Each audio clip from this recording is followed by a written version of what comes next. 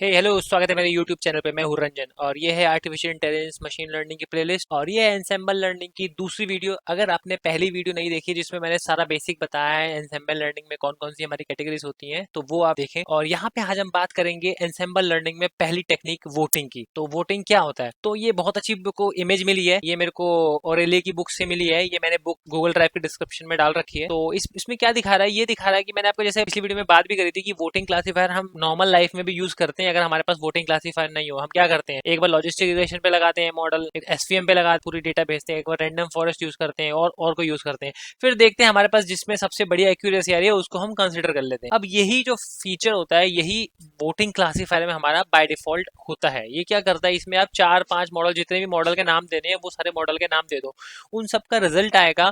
उस पे ये खुद ही कैलकुलेट करेगा कि किसकी मेजोरिटी। और कई बार क्या होता है, इन सब की जैसे मैंने जितने भी मॉडल यहाँ पे यूज किए हैं इनकी एक्यूरेसी से भी ज्यादा आ जाती है। क्यों? क्योंकि क्या होता है, जैसे हमारे पास मल्टीपल डेटा है तो उसमें क्या होता है, पहली डेटा पे ये कोई और मॉडल लगाता है, दूसरी डेटा पे कोई और लगाता है, तीसरे पे कोई और लगाता है। फिर उससे क्या होता है, हमारी जो मीन एक्यूरेसी होती है वो उससे भी ज्यादा जाती है। मैं दिखाऊंगा। तो स्टार्ट करते हैं प्रोग्राम। मैं सबसे पहले रैंडम फॉरेस्ट क्लासीफायर यूज करूंगा। ये क्लासिफिकेशन प्रॉब्लम है, रिग्रेशन नहीं। यहाँ पे हम क्लासिफिकेशन की बात कर रहे हैं अभी। क्लासिफिकेशन के लिए मैं रैंडम फॉरेस्ट क्लासीफायर यूज करूंगा, लॉजिस्टिक रिग्रेशन करूंगा और नेव बायस गॉसियन यूज करूंगा। और यहाँ पे मैं सपोर्ट वेक्टर क्लासीफायर। तो मैंने ये 4 मॉडल जो मैं सेपरेट यूज कर रहा हूँ। उसके बाद मैं यहाँ पे एसके लर्न में एनसेम्बल में होता है हमारा वोटिंग क्लासीफायर। अगर वोटिंग क्लासीफायर की जगह यहाँ पे वोटिंग रिग्रेसर भी होता है, अगर हम रिग्रेशन के लिए यूज कर रहे हैं। बट अभी हम क्लासीफायर के लिए यूज कर रहे हैं तो हम यहाँ पे वोटिंग क्लासीफायर कर देंगे। और ये मैं पांडास लाइब्रेरी कर रहा हूँ जो मेरी सीएसवी फाइल है उसको इंपोर्ट करने के लिए। यहाँ पे मैं एसके लर्न मैट्रिक्स में यूज कर रहा हूँ एक्यूरेसी स्कोर, ताकि ये मेरे को बताया कि मेरी जो एक्यूरेसी आ रही है वो कितने परसेंट आ रही है।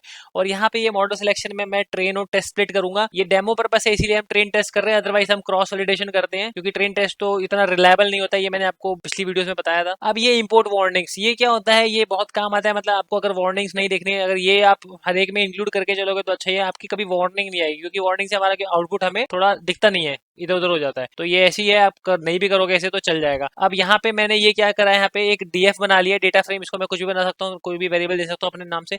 अब यहाँ पे ये पांडास, मैंने पांडास को एस पीडी कर लिया। तो ये एक एलायस होता है कि उसको इसे शॉर्टकट बुला लिया एस पीडी। अब मैं पीडी में एक फंक्शन होता है रीड सीएसवी। अब अगर आपको नहीं पता है तो यहाँ पे आप ऐसे करके पीडी डॉट टैब मारोगे तो अपने आप ही यहाँ पे काफी सारे फंक्शन आ जाएंगे जो पांडास के अंदर होते हैं। तो ये सीएसवी आ गया हमारा। अब कई बार किसी किसी की फाइल अपलोड नहीं हो, इंपोर्ट नहीं होती है, तो मैं एक और आपको लाइब्रेरी बता देता हूँ। ओएस एक लाइब्रेरी होती है जिसमें एक फंक्शन होता है लिस्ट डीआईआर। मतलब आपकी डायरेक्टरी दिखा देगा, आपकी जिस फोल्डर में आपने ये एनाकोंडा में फाइल खोली है उस डायरेक्टरी में क्या क्या है। तो इस तरीके से चल जाता है। यहाँ पे ये सारी फाइल आ जाती है। जैसे मेरी हर्ट फाइल है तो मैं यहाँ से एग्जैक्ट कॉपी कर लेता हूँ ताकि मेरा चल जाए। तो ये मेरा वैसे भी चल गया है, मैंने यहाँ पे इंपोर्ट कर लिया। और अब मैं यहाँ पे देखता हूँ डीएफ, तो मेरा ये डेटा सेट है। तो बेसिकली ये डेटा सेट क्या है, इसमें ये हर्ट डिजीज का है कि बंदे को हर्ट डिजीज है या नहीं है। तो यहाँ पे ये टारगेट है 101010, मतलब ये बता देगा कि बंदे को डिजीज है या नहीं है। तो ये सारे इनपुट वेरिएबल्स हैं, ये सारे इनपुट वेरिएबल्स हैं और ये हमारा आउटपुट वेरिएबल है। और ये हमारी नंबर ऑफ रोज है, मतलब नंबर ऑफ पेशेंट है। किसी की एक एज, जैसे एक पेशेंट है उसकी एज 63, तो ये उसकी सारी डिटेल थी। तो इस तरीके से ये हमारा। अब इसमें हम देखना चाहें कि इसकी शेप क्या है, इसमें कितनी रो और कॉलम है, तो हम इस तरीके से देख सकते हैं। अब आप देखोगे ये टुपल है। अगर मेरे को सिर्फ रो चाहिए तो मैं इसमें 0 कॉल कर लूंगा तो मेरी रो आ जाएगी। अगर मेरे को कॉलम चाहिए तो मैं इसमें कॉलम कॉल कर लूंगा। तो ये इंडेक्सिंग है और इसलिए फंक्शन नहीं होता। अगर आप यहाँ पे ऐसे चलाओगे तो एरर आएगी। तो ये फंक्शन नहीं होता है, मेथड होता है। ये बिना राउंड ब्रैकेट के चलता है। तो यहाँ पे 303 और 14 है। यहाँ पे रो और कॉलम इसने अलग दिखा दिए। मैं इसका देखूंगा कि मेरे को ऊपर की 5 लाइन देखनी है तो मैं ये देखूंगा डीएफ डॉट हेड मेरे आ जाएगी। अब क्या करूंगा, मैं इसको ना टारगेट को एक अलग डेटा फ्रेम में बुला लूंगा और जो मेरे इनपुट वेरिएबल्स हैं उसको मैं अलग वेरिएबल में बना लूंगा। तो मैं यहाँ पे क्या करूंगा, एक्स और वाई बनाऊंगा। वाई में सिर्फ जाएगा टारगेट, एक डेटा फ्रेम बन जाएगा जिसमें हमारा सिर्फ टारगेट जाएगा। और एक्स में क्या होगा, हमारा डेटा फ्रेम में टारगेट को ड्रॉप करके X is equal to 1। X is equal to 1 इसलिए डिफाइन करता है क्योंकि हमें कॉलम वाइज जाना है। अगर बाय डिफॉल्ट ये 0 लेता है तो इसीलिए फिर ये ढूंढ नहीं पाएगा, क्योंकि यहाँ पे तो कोई टारगेट कॉलम, कोई रो होगी नहीं, ये रो है। तो यहाँ पे कोई टारगेट रो नहीं होगी, इसलिए हमें एक्स इज इक्वल टू 1 देना पड़ता है। मैं इसको भी चला देता हूँ और मैं इसको चला के देख लेता हूँ। वाई है मेरा, वाई मेरा आ गया सारा 0 1 की फॉर्म में और एक्स मेरा आ गया। एक्स में देखो आप सिर्फ टारगेट नहीं आएगा, बाकी सब आएगा। अब यहाँ पे मैं इसको टेस्ट रेंज स्प्लिट कर लेता हूँ। यही एक मैंने ऊपर फंक्शन कॉल किया था, इसको इंपोर्ट किया था ट्रेन डॉट स्प्लिट। यहाँ पे मैं एक्स ट्रेन एक्स टेस्ट, और ये इसी सीक्वेंस में ही डालना है एक्स ट्रेन और एक्स टेस्ट। पहले एक्स के ही दोनों आने चाहिए क्योंकि यहाँ पे एक्स और वाई हम डाल रहे हैं। और ये एक्स ट्रेन वाई टेस्ट हो जाएगा और यहाँ पे हम साइज दे देंगे टेस्ट साइज 25% और रैंडम स्टेट कुछ भी दे सकते हैं ताकि हमारा हर बार सेम रहे। अब यहाँ पे मैंने ये चारों मॉडल बुला लिए। इन चारों मॉडल को मैंने थोड़ा नाम, इतना बड़ा नाम लिखना पड़े इसलिए मैंने इसको शॉर्टकट बना लिया, log classifier, random forest classifier, support vector classifier और नेव बायस क्लासीफायर। अब क्या करूंगा, मैं इसको भी चला दूंगा। अब मैं इसको हर एक मॉडल को अलग अलग चलाने से कंपैरिजन में मैं क्या करूंगा, एक लूप बना लूंगा नया। मैं एक फोर लूप चला लूंगा। अब फॉर लूप में मैंने क्या किया, यहाँ पे एक नया डमी वेरिएबल लिया CLF। ये CLF कुछ नहीं, मैं यहाँ पे कुछ भी ले सकता हूँ।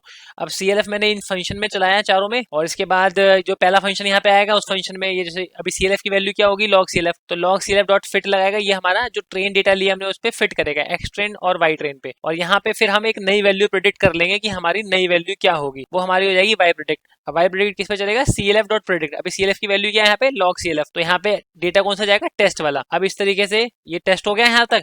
अब यहाँ पे ये प्रिंट कर देगा कि उसकी एक्यूरेसी कितनी है। एक्यूरेसी स्कोर कैसे चेक करेंगे, वाई एक्चुअल और वाई जो मशीन लर्निंग ने निकाला है, जो मशीन लर्निंग के इस मॉडल ने निकाला है। तो हर एक मॉडल निकाल देगा, पहले लॉजिस्टिक निकाल देगा, फिर नेबाइस लगा देगा, रैंडम फॉरेस्ट लगा देगा, फिर सपोर्ट वेक्टर चला देगा। अब मैं चलाता हूँ तो ये मेरा आ जाएगा, लॉजिस्टिक रिग्रेशन मेरा 81% एक्यूरेसी दे रहा है, गॉसियन मेरी 81% दे रहा है, रैंडम फॉरेस्ट 75% दे रहा है और सपोर्ट वेक्टर 65% दे रहा है। अब मैं यहाँ पे अभी तक तो ये मैंने चारों अलग लिया, मेरे यहाँ पे एक्यूरेसी कौन सी सही आ रही है, मेरी यहाँ पे आ रही है लॉजिस्टिक रिग्रेशन और नेबाइस अप्रोक्सीमेटली इक्वल दे रहे हैं, तो मैं यहाँ पे इन दोनों मॉडल को चूज कर सकता हूँ। अब मैं यहाँ पे चूज करता हूँ वोटिंग क्लासीफायर को, तो मैंने ये यहाँ पे नया यूज किया, वोटिंग क्लासीफायर एक नया वेरिएबल बनाया, ये वेरिएबल मैं कुछ भी बना सकता हूँ, और यहाँ पे ये जो मैंने ऊपर नाम दिया वोटिंग क्लासीफायर वो लूंगा। अब यहाँ पे एस्टिमेटर होते हैं, बेस एस्टिमेटर, मतलब आप कौन से मॉडल यूज करना चाहते हो। यहाँ पे एक वेरिएबल देना पड़ता है, स्ट्रिंग देनी पड़ती है जो आप उसका नाम दोगे, ये अपने मर्जी से कुछ भी नाम दे सकते हो। तो मैंने यहाँ पे दिया LR, इसकी वैल्यू हो जाएगी log CLF। ये मैंने ऊपर जो फंक्शन डिफाइन किए वही है, ये यहाँ पे जो डिफाइन किए हुए log CLF, तो यहाँ पे log CLF हो जाएगा, ये दूसरा मॉडल हो जाएगा, ये तीसरा हो जाएगा, ये चौथा हो जाएगा। और यहाँ पे एक वोटिंग इक्वल टू हार्ड। अब जितने भी यहाँ पे वोटिंग इक्वल टू हार्ड मतलब होता है कि अगर 1 आया, जितने मेजोरिटी कंसिडर करेगा, जैसे 1 आया तो मतलब हमारा आउटपुट 1 हो गया। अगर यहाँ पे वोटिंग सॉफ्ट होता तो सॉफ्ट में ये प्रोबेबिलिटीज का खेल होता है। इसमें क्या है, प्रोबेबिलिटीज अगर मतलब सबकी प्रोबेबिलिटी कंबाइन करेगा तो उसके हिसाब से फिर वो बताएगा। तो हम यहाँ पे जो मशीन लर्निंग में हमारी जो एल्गोरिथम होती है काफी सारी, वो सब में हम हार्ड वोटिंग ही यूज करते हैं। सॉफ्ट वोटिंग हमारी यूज होती है डीप लर्निंग में, केरास में, या फिर जो प्रोबेबिलिटी पे काम करते हैं। तो यहाँ पे हम वोटिंग इक्वल हार्ड लेंगे, और हम यहाँ पे वोटिंग नहीं भी देते हैं तो भी ये by default hard he voting लेता है। जो वोटिंग क्लासीफायर है हमारा, वोटिंग हमेशा हार्ड ही लेता है। अब यहाँ पे ये इस तरीके से लूप चलाएंगे जैसे पहले हमने ऊपर चलाया था। अब यहाँ पे जैसे हमने log NBG और RND और SVM, और हम एक और क्लासीफायर यूज कर लेंगे जो हमने अभी नाम दिया है वोटिंग क्लासीफायर। तो यहाँ ऊपर हमने 4 यूज किए थे, यहाँ पे हम 5 यूज कर रहे हैं। अब ऐसी जैसे ऊपर हमने फिट किया था वैसे फिट कर लेंगे, यहाँ पे प्रेडिक्ट कर लेंगे, और यहाँ पे हम ये एक्यूरेसी स्कोर इसका डिफाइन कर देंगे। अब ये हम जैसे यहाँ पे मैंने ये CLF dot underscore class underscore dot underscore name dot underscore लिया है। तो ये क्या मतलब है ये भी बताया। तो मैं अगर जैसे यहाँ पे अगर CLF लेता हूँ ना, तो ये काफी इसमें पूरे पैरामीटर्स दिखा देगा कि मेरे लॉजिस्टिक रिग्रेशन के क्या पैरामीटर है, ये सारे पैरामीटर। तो मैं चाहता हूँ मेरे को पैरामीटर जरूरत नहीं है, तो मैं यहाँ पे एक तरीके से ये क्लास होती है, ये पाइथन में एक क्लास होती है, तो उस क्लास का जो ऊपर बाय डिफॉल्ट नेम होता है वो हमने यूज किया है। अब आप यहाँ पे देखोगे लॉजिस्टिक रिग्रेशन आ रहा है 81, क्वेश्चन भी 81 जो पहले आ ही रहा था, random forest 78, support vector classifier 65। अब वोटिंग क्लासीफायर जो हमारा हमने यूज किया है वो 82% आ रहा है। तो आप देखेंगे यहाँ पे जो बाकी की एक्यूरेसी है उससे भी ज्यादा आ रही है वोटिंग क्लासीफायर की। तो वोटिंग क्लासीफायर भी एक एल्गोरिथम हम यूज कर सकते हैं, उसमें डिफरेंट हम ये सारे मॉडल यूज कर सकते हैं। और एक चीज और बता दूं आपको, जैसे वोटिंग में 2 तरीके की होती है, मैं आपको बताया एक वोटिंग सॉफ्ट होती है। अब जैसे मैं सॉफ्ट चलाऊंगा तो यहाँ पे चलेगी नहीं, और यहाँ पे ये प्रेडिक्ट प्रोबेबिलिटी की एरर देगा, predict probability not available when probability equal to false, क्योंकि प्रोबेबिलिटी यहाँ पे हम ये जो सारी मशीन लर्निंग एल्गोरिथम्स है इसमें प्रोबेबिलिटी पे नहीं काम करती है, तो ये हमारी नहीं चलेगी। हमें एक नया मॉडल बनाना पड़ेगा जिसमें प्रोबेबिलिटी ट्रू डालनी पड़ेगी कि ये प्रोबेबिलिटी पे काम करे।